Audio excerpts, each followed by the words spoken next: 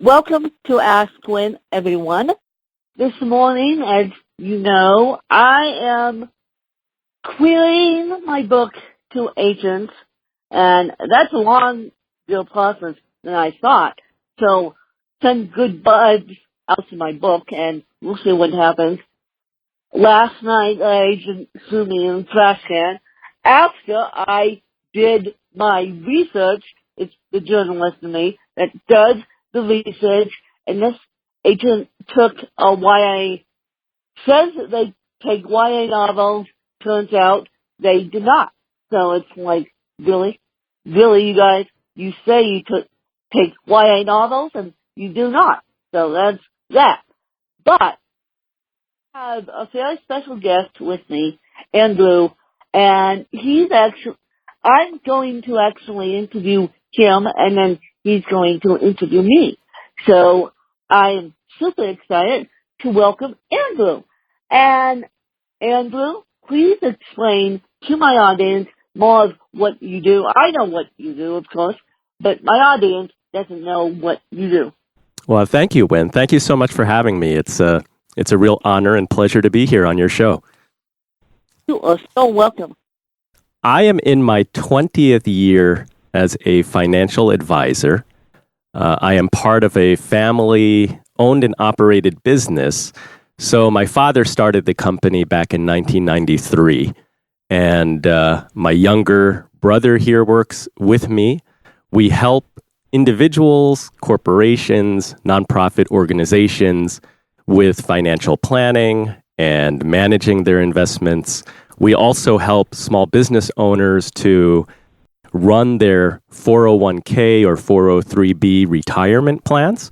So this is the type of work that we do. We're investment people. We do a lot of research on companies, on the economy to try to assess where we are in the economic cycle. And by doing that, we are trying to make a determination, where are we? Is there risk in the financial markets? Is the risk high? Is the risk low? And then we want to manage our clients' money accordingly, because we think it's equally as important to protect their hard-earned money as it is to try to plan and grow it for the long term. Now, I hate to be the bearer of bad news, but you guys all know we had an economic downturn in 2008, 2009. And I was one of the millions of people that lost their job. I felt the same way you did. I wasn't making a paycheck at the job anyway, and it was time for me to get out of there. So, Andrew, do you think the way the the political climate is going right now, and the economic climate is going right now, that we're going to have another downturn? That's the $64,000 question, isn't it? Yeah. Oh, yeah. Well, people have really short memories often. I mean, clearly you remember the challenges and difficulties of 2008 because it impacted you. You lost your job and you were not making a paycheck. But right, that was nearly 10 years ago, almost 10 years ago now. So many people, maybe they didn't lose their job. They only felt the pain in their 401k plan or their investment portfolio. And they've been fortunate that the market has moved up strongly since then. So they're feeling better now. I think it's normal that, the economy should be cyclical. In years past, you would have a bear market once every 3 to 4 years. It's unusual. We were in very unusual times that in the financial crisis and coming out of the financial crisis because of the severity of what had happened with major brokerage firms going bankrupt and the financial system being at risk of not functioning properly, that the Federal Reserve and the world central banks really took extreme measures to stimulate an economic recovery. So we're happy that things are more or less back on track. But my answer to your question is that it is normal to have cycles. The economy should go through periods of growth and then slow down, and then you have a recession, and then a recovery, and then you're growing again. I think that the economic cycles have been a little bit, I guess they're external forces in that because things were so severe in 2008 that we saw interest rates lowered to near zero. So you and I were not making money on our savings accounts. And those are the extreme measures I'm talking about that the central banks took so that they want companies to have cheap money that they can borrow, and hopefully that will go back into the economy and stimulate growth. But yeah, I think that cycles happen, and that's why we think it's important to really try to do our homework and analyze the data so that we can make that assessment or determination. Are we high risk? Are we low risk? The political climate is also an unusual one, especially with a president who tweets frequently, and some of those tweets really get a rise out of people. So it's difficult to analyze and try to process a lot of that. That's why we try to look at the numbers. I mean, we look at economic data, like how is the U.S. economy doing? How are American corporations doing? Are they making money? And corporate earnings have been very good this year, and they're actually getting a little benefit because of the tax cuts this year, sort of as a one-time benefit. So corporate earnings are strong. The U.S. economy is growing. We don't see the likelihood of a bear market in the very near term here. We feel like things are okay, but there will be a correction. I mean, at some point, it is normal, as I said, to have economic cycles. And, one of the concerns is that because the bull market has gone for so long, I mean, the market bottom was March 9th of 2009. That's a long time. So there is a risk that if you're thinking that there are these external forces that, really trying to get the economy going, get the stock market propped up, when there's a correction, one can argue that, could it be a big one again? It could be. But we just don't see it at this moment as being a high risk.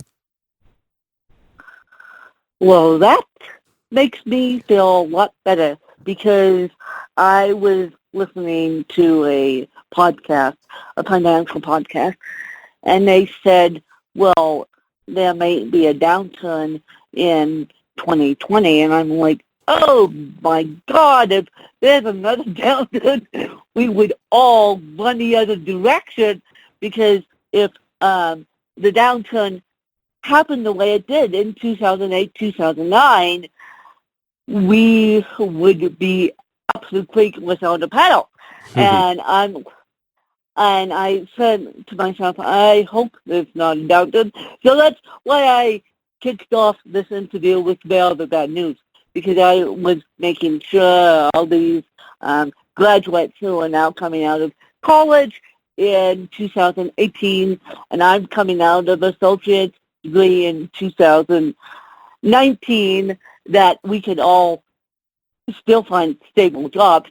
I can't find a stable job in my new degree because of this political climate, FYI, you guys, because someone, and not me, not Andrew, keeps calling every journalist on the planet fake news, and you can probably figure out who that is and how that's impacting me, and it's like, really?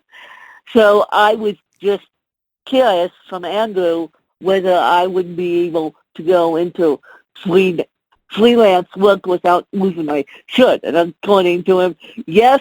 And so now Win is a very happy camper. And Andrew, you also have a podcast, don't you? I do. I'm the host and creator of the Inspired Money podcast, which launched September of last year. Well, everyone should go listen to the Inspire Money podcast. Everyone. I haven't caught up. That's my project for this weekend, to binge listen to the Inspire Money podcast, because the one episode I did catch was fabulous.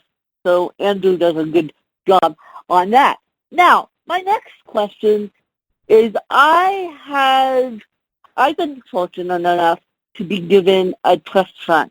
I was given this trust fund was set up for me way back when, and I didn't know about it until I was 17, but now I am starting to be realistic with it, and I am now starting to understand the trust fund and understand why I'm so blessed with the trust fund.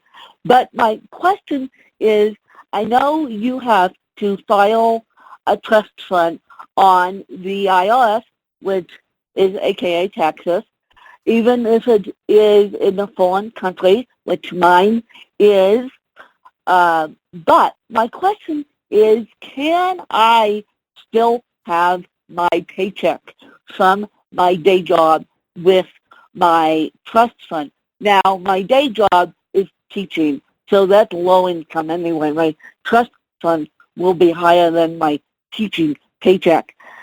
But I am making $200 starting this year. Yes, I gave myself a pay raise because I'm like, oh, who gives?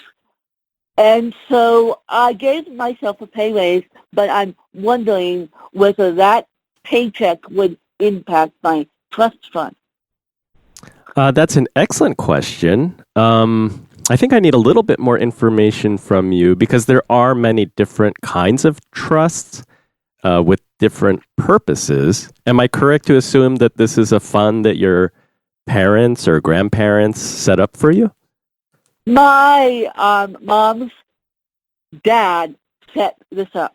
My mom's dad, he is no longer with us.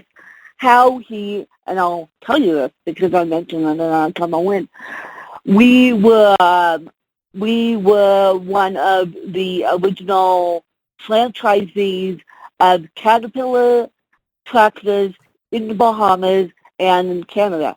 And we did really, really well with that up until 1998, when we sold the electric portion of that company. So yes, this trust fund has been set up by my grandfather. Oh, that is so very cool. Actually, my father, who I mentioned started our company, he started his career as an analyst covering machinery. So he would visit Caterpillar Tractor and John Deere. God. How cool is that? It's really cool because the benefit... Caterpillar tractors still in existence. I see them and it makes me smile every time. The benefit to me as a child was that my dad would go on a business trip to go visit these companies and come home with a, Caterpillar tractor that they gave away to all the people who attended. Basically. So I got toys. It was great. Yeah. I still have some of those. You got toys of Caterpillar tractors. Me, I never got toys of Caterpillar tractors, but I at least now have a trust fund to keep me going off of that. That's right. As the beneficiary, you could buy yourself a Caterpillar tractor toy. Yes, I could. I think yours is better than mine. Yes, I could. Yes, I could. But my main question, all kidding aside, is will the trust fund impact my day job? Because I could automatically switch over to being a full-time writer. I'm actually quitting my job and doing what I love in the next 3 years. So I'm pushing paycheck out the door because Even though I love my day job, it's the paycheck. And it sounds like you are looking for something more purposeful and fulfilling. Yes. Yes, I am. Yes, I am. Yeah, I think in regard to your question, like I said, there are different types of trusts and they have different purposes. So I think what you need to do is refer to the trust document, because in that, your grandfather would have put down stipulations on, he could have clarified like how he wants the money to be used, if there are any restrictions, for example, if you're working or if you're not working. But all of those could be unique to your trust, not just like a general one size fits all. So I think that you need to refer to that trust document and read through it. Most likely, I would think that... I will. Yeah, most likely I think that you working would not impact. But like I said, I think it depends on when your grandfather sat down with a lawyer to set up the trust. What was he trying to accomplish? So you need to read that document to figure that out. I will as soon as I. Right now, we're working on my reasoning test to figure out this trust, whether I can handle having the trust. Don't ask.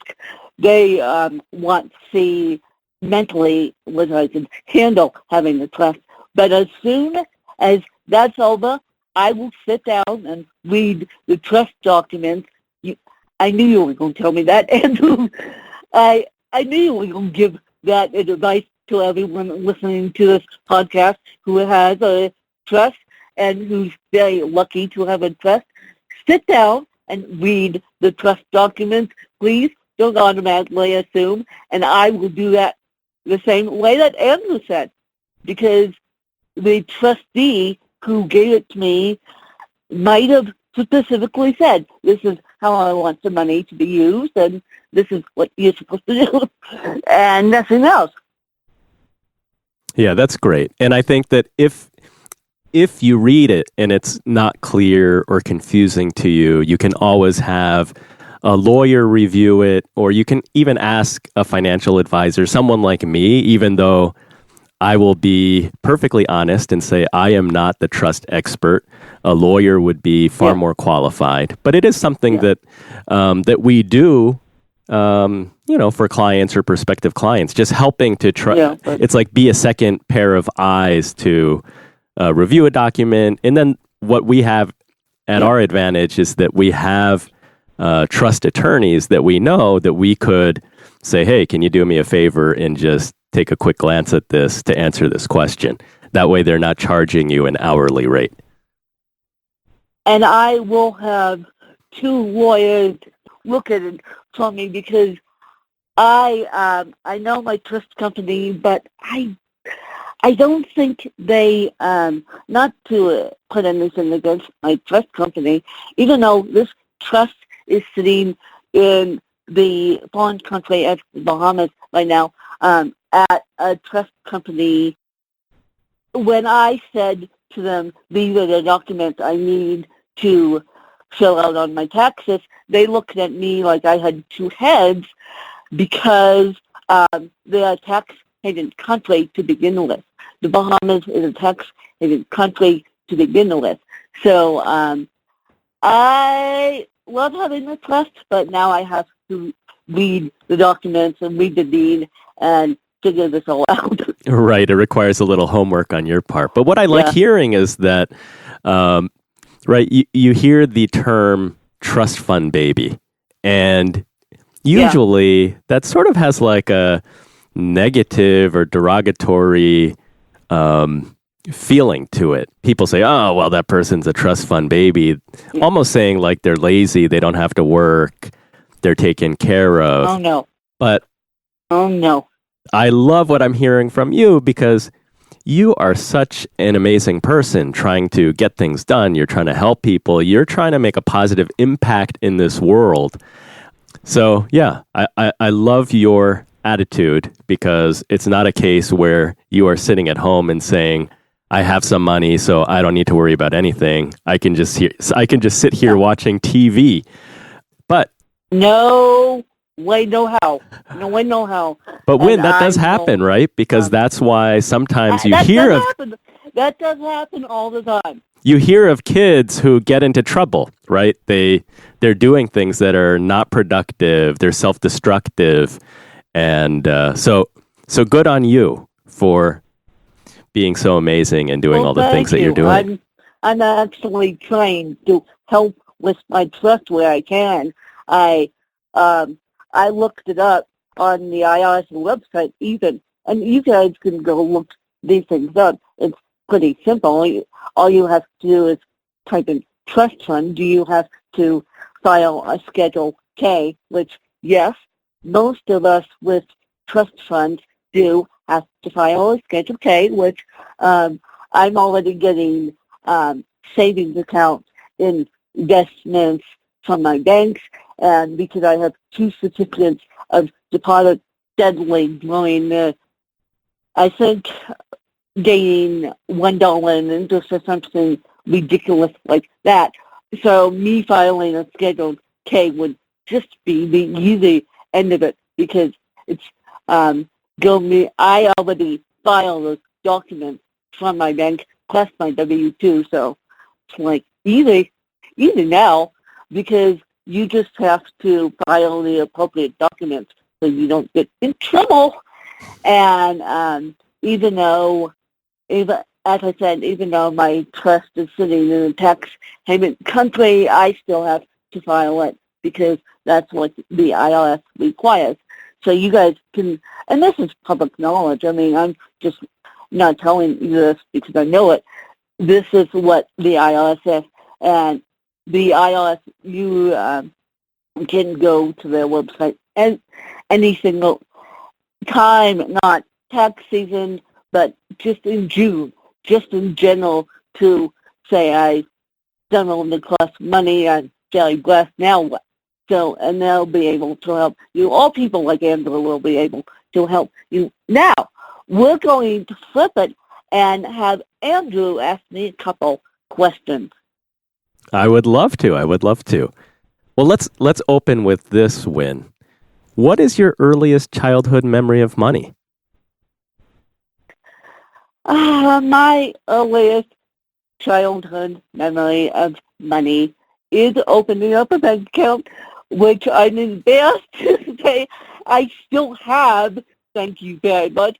It has a lot more money in it than it did originally, but my dad he's the type of parent that he'll give me, we talk about finances in the house all the time.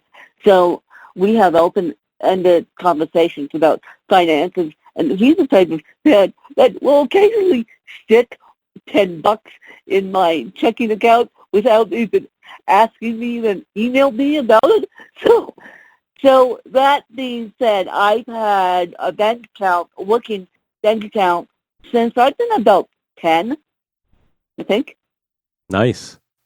From an early age, money has been a part of your life, and have you made any mistakes along the way in your learning process about money?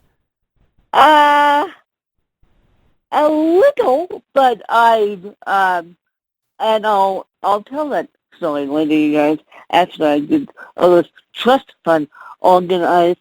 But I have made some mistakes with money, but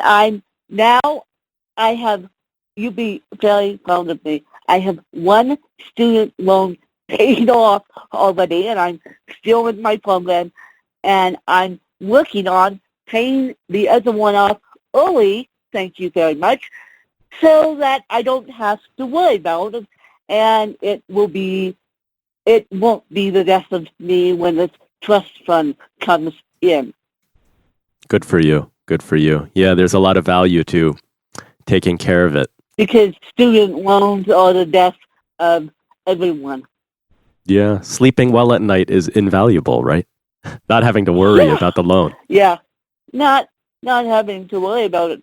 No, I promised myself I said, I was very lucky the first time with my education degree. My dad and mom actually paid for it, and they let me come out of school with no student debt whatsoever. And then because of that, I promised myself if I sent myself back to school to get a total different degree, I would definitely not come out of school with student loan debt. I promised myself day one when I got the acceptance letter. I love that. I love that.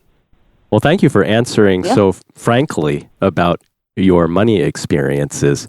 That's one of the things that I'm trying to do with the Inspired Money podcast.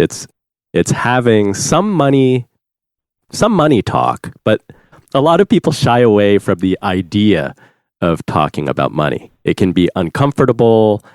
It doesn't make for a fun podcast, or at least it doesn't sound that inviting. But I think that's why adding the inspired part to Inspired Money, that's what makes it fun, because I get to talk to all kinds of different people and hear about what's motivating them to build a business, or what's motivating them to be charitable and give money away and trying to make an impact in this world. And part of that for me is that I love the idea of doing things that scare you, to force yourself outside of your comfort zone. I think that we all need to be always pushing ourselves to be better. And by doing that, it's like you're trying new things. When I look at you, Win, that's something that you do, because you've been a triathlete, you're a podcast host, you're currently trying to market your book to publishers. So my question for you is, what's your motivation to make these things happen? And how do you put your ideas into action? My motivation, and this will be the last question, and then a high note, as we started off on a bad note, my motivation to do all this is just to keep people motivated and keep people from not believing in their dreams. I mean, as we said earlier with the trust fund, when you get a trust fund, you can either use it wisely, which I'm doing, or use it against you, which I'm not doing. And so I just want people to be inspired by my story and people to talk about money in a way that's not taboo. That is great. Do we have time for one follow-up question for you? Yeah, we do, actually. Oh, fantastic. It's amazing what you're doing, and I love that you're trying to motivate people. In your case, if you add a disability, I think it adds like another layer of complexity, because not only do you have to counter your own self-talk sometimes that holds you back, right? We all have that. But when you have a disability, sometimes the people around you also have expectations of what you can or what you cannot do. So how do you deal with that? Well, I try to not necessarily. I try to do it nicely and not shove my book in their face, even though I feel like it. And I try and not get on the disability train, so to speak, when people are having a bad day and they want to bring me into it. I'm like, no, I have enough problems in my own life to be tackling. I don't need to tackle yours as well. So I try just to give people inspiration and deal with CT gracefully, even though CT seems to get in the way, and maybe having a good example as a trust fund baby will be a good example to people. Maybe, I don't know. But I try just to inspire people every single day. Well done. And I say keep going. I mean, how important do you think it is to surround yourself with the right people who share the same or similar motivation ideas as you? And how important is it when you're not surrounded by those people, just to not listen to them, right? Because you have to stay on your mission. It's always super important to surround yourself with the people that will take you higher and use the University of Google. If you don't know how to get a book agent like I am, use the University of Google. Google and book agents' wishes, and they will pop up, because book agents are very particular on what they want and whether they accept you or reject you. But just surround yourself with the people that will educate you and will take you higher. I love that. I love that. You are so tireless and positive, and I love those ideas about self-development, because we can all improve ourselves. And as you said, the University of Google doesn't cost anything. And you can do your research. It actually, I keep using, as I'm getting my fashion journalism degree, my teachers make me use the University of Google. yeah. And to your credit, I mean, I laugh because you wanted to interview me about trust accounts, but after hearing you speak, I think that you've done your research. You know more than I do. Yeah, exactly. Well, I appreciate the time, Andrew, and I hope you guys enjoyed another fabulous episode with Andrew and myself of Ask Win, and I'll keep you guys updated on my trust, and I'll keep you guys updated on everything else that's going on in my life. The trust, as soon as I get the trust out of my life, it will be a lot easier, and as soon as I find aid, that will be a lot easier on me. Right now I'm on a hunt for aid, but that's another long story in itself.